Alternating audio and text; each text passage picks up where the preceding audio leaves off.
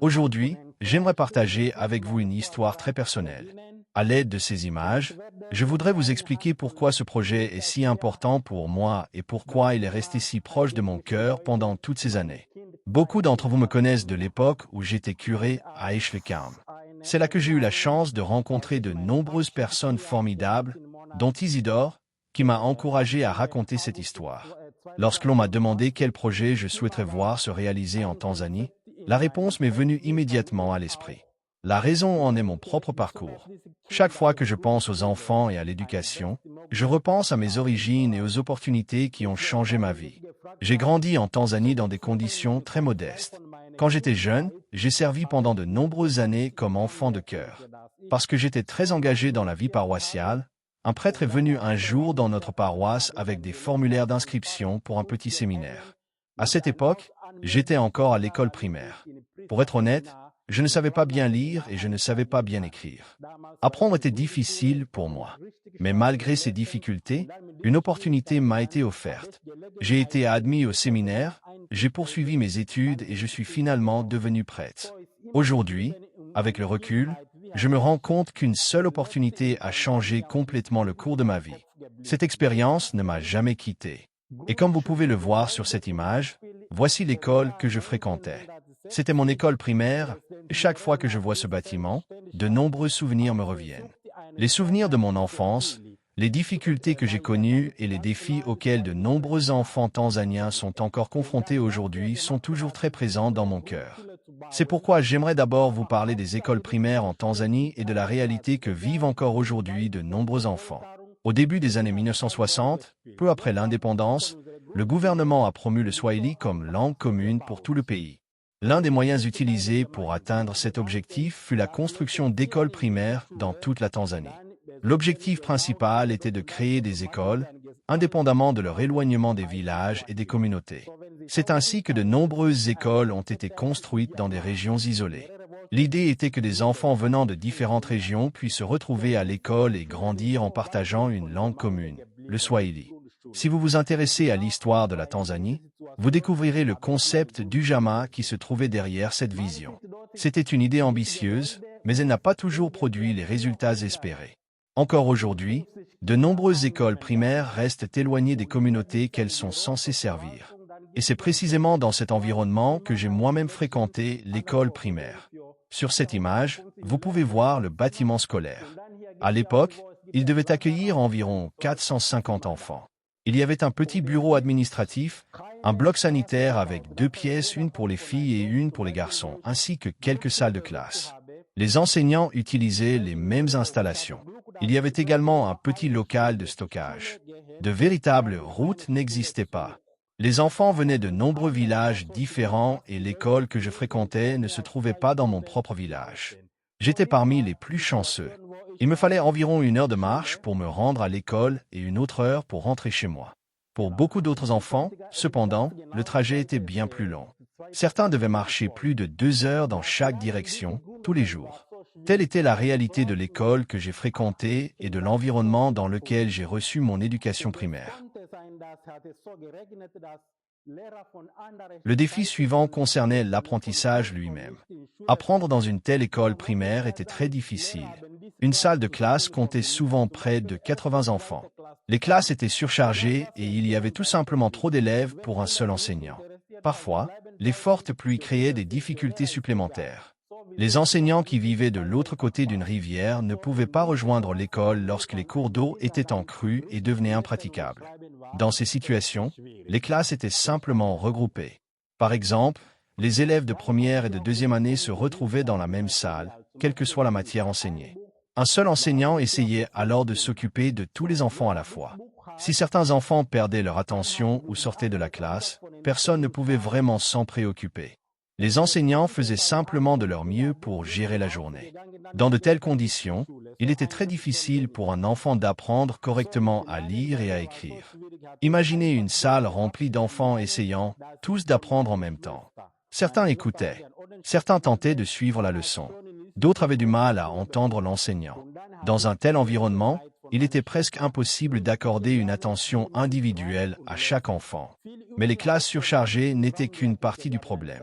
Il y avait une autre difficulté, le matériel scolaire. Les livres étaient très rares. Comme vous pouvez le voir sur cette image, un même livre devait souvent être partagé entre plusieurs enfants. Dans bien des cas, un seul livre était utilisé par 5 enfants. L'enfant qui tenait le livre entre ses mains était considéré comme chanceux.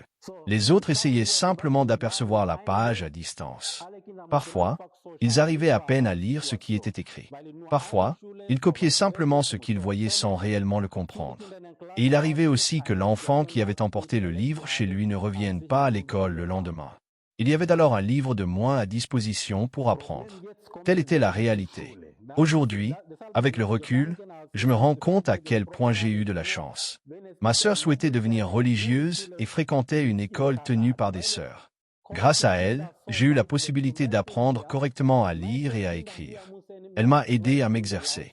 Elle m'a aidé à progresser. J'ai appris beaucoup de choses grâce à elle. Je passais également beaucoup de temps à l'église. Nous avions un groupe d'enfants de cœur appelé Saint Aloysius Gonzaga. Là, nous apprenions de nombreuses prières. Nous les mémorisions et les recopions à la main. Nous les écrivions encore et encore. Grâce à ces exercices, j'ai peu à peu appris à mieux lire et à mieux écrire. Aujourd'hui encore, je mesure combien ces moments ont été importants pour moi. Sans ma sœur et sans l'Église, apprendre aurait été bien plus difficile. L'Église est devenue pour moi un lieu où je pouvais m'exercer, un lieu où je pouvais développer des compétences qu'il était difficile d'acquérir à l'école. Mais malgré cette aide, la situation générale restait très difficile. Et il y avait encore un autre défi. Les enfants devaient souvent parcourir de longues distances simplement pour rejoindre l'école. Comme vous pouvez le voir sur l'image suivante, beaucoup d'enfants marchaient pendant des heures chaque jour simplement pour pouvoir assister aux cours. Une seule école desservait de nombreux villages. Les enfants devaient parcourir de longues distances pour s'y rendre. Les classes étaient surchargées. Les ressources étaient limitées. Et telle était la réalité que j'ai connue pendant toutes mes années d'école primaire. Permettez-moi de vous montrer un autre exemple. Cette image provient d'un article de journal publié en 2023. Cette année-là, un ministre du gouvernement est venu inspecter ce pont. Ce pont relie plusieurs villages et communautés. Pour les habitants de cette région, il représente bien plus qu'un simple pont. Il constitue le lien entre la maison et l'école. Mais lorsque la saison des pluies arrive, tout peut changer très rapidement. Les fortes pluies provoquent des inondations. Le niveau de la rivière monte. Le courant devient plus puissant. Et parfois, le pont est emporté.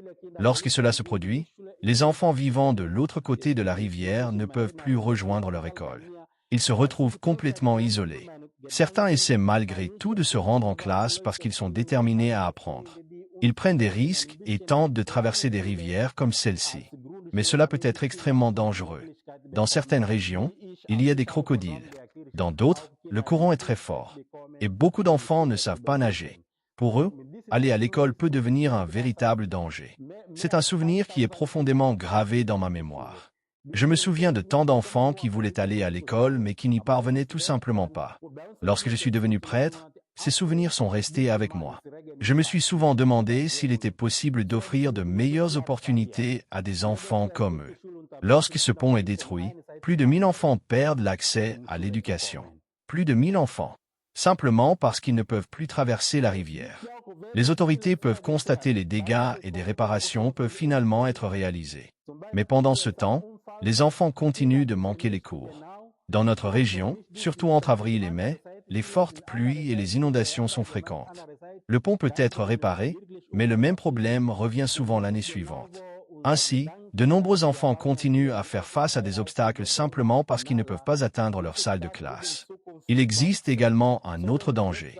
Comme vous pouvez le voir sur cette image, de nombreux enfants doivent traverser des routes très fréquentées pour se rendre à l'école. L'école peut se trouver d'un côté de la route tandis que les enfants vivent de l'autre côté. Chaque matin et chaque après-midi, ils doivent traverser ces routes. Malheureusement, les accidents sont fréquents. Les enfants sont encore jeunes. Ils ne perçoivent pas toujours les dangers de la circulation. Ils veulent simplement aller à l'école. C'est l'une des raisons pour lesquelles nous réfléchissons à la construction d'une école située dans un endroit plus sûr et plus proche des familles. Et lorsque je pense à la vie quotidienne de ces enfants, Une autre difficulté me vient immédiatement à l'esprit. Comme vous pouvez le voir sur l'image suivante, beaucoup d'enfants doivent encore aller chercher de l'eau chaque jour. Avant l'école, il faut aller chercher de l'eau. Après l'école, il faut encore aller chercher de l'eau. Pour de nombreuses familles, cela fait tout simplement partie de la vie quotidienne.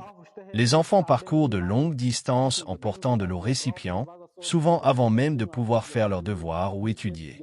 Cela faisait également partie de mon enfance. Et lorsque je repense à ces années-là, la première chose qui me vient à l'esprit est l'eau. L'eau faisait partie de la vie quotidienne. Tôt le matin, avant d'aller à l'école, je devais marcher jusqu'à un point d'eau pour aller chercher de l'eau pour ma famille. Je la rapportais ensuite à la maison et j'aidais aux tâches quotidiennes avant de partir pour l'école. Après l'école, le travail continuait. Il fallait encore aller chercher de l'eau, porteur de l'eau récipient, et accomplir d'autres responsabilités à la maison. Pour beaucoup d'enfants en Tanzanie, cela fait encore partie de la vie de tous les jours. Du matin au soir, une grande partie du temps est consacrée à satisfaire les besoins essentiels de la famille. Lorsque l'on se demande pourquoi il est parfois si difficile d'étudier, voici une partie de la réponse. Les enfants ne rentrent pas de l'école pour commencer immédiatement leurs devoirs. D'abord, il y a la longue marche du retour. Puis il faut aller chercher de l'eau. Parfois, il faut aussi ramasser du bois de chauffage. De nombreuses familles n'ont toujours pas accès à l'électricité. Lorsque toutes les tâches sont terminées, l'enfant est déjà épuisé. Et le lendemain matin, tout recommence. C'est pour cette raison que beaucoup d'enfants disposent de très peu de temps pour apprendre en dehors de l'école. Malheureusement, beaucoup ne reçoivent jamais la base éducative dont ils auraient besoin. En grandissant, certains quittent leur village et se rendent dans les grandes villes à la recherche de travail et de meilleures opportunités. Cette photographie a été prise à Dar es Salaam. On y voit de nombreux jeunes qui essaient de gagner leur vie dans les rues. Beaucoup passent toute la journée à vendre de petits produits. Très souvent, ils vendent des bouteilles d'eau. On voit un jeune vendeur ici, un autre là-bas, et beaucoup d'autres faisant exactement la même chose. Le bénéfice réalisé sur chaque bouteille est très faible. Parfois, il ne suffit même qu'à acheter de la nourriture pour une seule journée. Beaucoup de ces jeunes commencent tôt le matin et continuent jusqu'au soir dans l'espoir de gagner un peu d'argent. Le problème est qu'il y a beaucoup plus de vendeurs que de clients. Par conséquent, beaucoup ne gagnent presque rien. Certains se couchent le ventre vide. D'autres n'ont aucune source de revenus stable. Beaucoup sont contraints à une lutte quotidienne simplement pour survivre. On peut également voir de nombreux jeunes attendre près des bus et des camions dans l'espoir qu'on leur propose un travail temporaire pour la journée. Leur objectif est simplement de gagner suffisamment d'argent pour manger. Pour beaucoup d'entre eux, chaque journée commence par la même question. Que puis-je faire aujourd'hui pour gagner de quoi me nourrir? Lorsque je vois cela, je me rappelle à quel point l'éducation est importante. Une bonne éducation primaire offre des opportunités. Elle ouvre des possibilités pour l'avenir. Sans savoir lire et écrire, la vie devient beaucoup plus difficile. Sans éducation, de nombreuses portes restent fermées. C'est pourquoi je crois profondément qu'il est essentiel de donner aux enfants accès à une éducation primaire de qualité. L'éducation ne change pas seulement une seule vie. Elle peut changer l'avenir d'une famille, d'une communauté et même de la génération suivante. Et cela m'amène au rêve qui habite mon cœur depuis de nombreuses années. Chaque fois que je pense à toutes ces difficultés, je reviens toujours à la même idée. Et si ces enfants avaient un endroit où vivre, apprendre et grandir? C'est pourquoi l'idée d'une école primaire avec internat est devenue si importante pour moi. Pour beaucoup d'enfants, le problème n'est pas un manque de talent ou de motivation. Le véritable obstacle est l'accès. L'école est trop éloignée. Le trajet est trop difficile. Et les conditions de vie laissent souvent peu de temps pour étudier. Un internat pourrait changer cette situation. Les enfants venant des villages les plus éloignés pourraient vivre près de l'école. Ils disposeraient de plus de temps pour étudier et d'un environnement sûr dans lequel grandir. Lorsque je regarde ces enfants, je ne vois pas seulement les difficultés d'aujourd'hui. Je vois les possibilités de demain. Je vois de futurs enseignants. Je vois de futurs infirmiers. Je vois de futurs responsables au service de leur communauté. C'est pourquoi l'éducation est si importante à mes yeux. Une bonne éducation primaire ouvre des portes. Elle crée des opportunités. Elle donne aux enfants la possibilité de construire un avenir meilleur. Lorsque je pense à ma propre vie, je réalise qu'un jour quelqu'un m'a offert cette chance. Quelqu'un a cru en moi. Quelqu'un m'a ouvert une porte. Sans cette opportunité, je ne serais pas devant vous aujourd'hui. C'est pour cette raison que ce projet me tient tellement à cœur. Mon rêve est simple. Offrir à ces enfants la même chance que celle qui m'a été donnée. Une chance d'apprendre. Une chance de grandir. Une chance de construire leur avenir. Peut-être qu'un jour certains de ces enfants reviendront dans leur communauté pour aider les autres. Peut-être qu'un jour ils offriront à la génération suivante la même opportunité qu'ils auront reçue. Si cette vision touche votre cœur, je vous invite à en faire partie. Ensemble, nous pouvons créer de l'espoir et de nouvelles opportunités pour de nombreux enfants. Merci beaucoup pour votre attention. Merci d'avoir écouté mon histoire. Et que Dieu vous bénisse tous.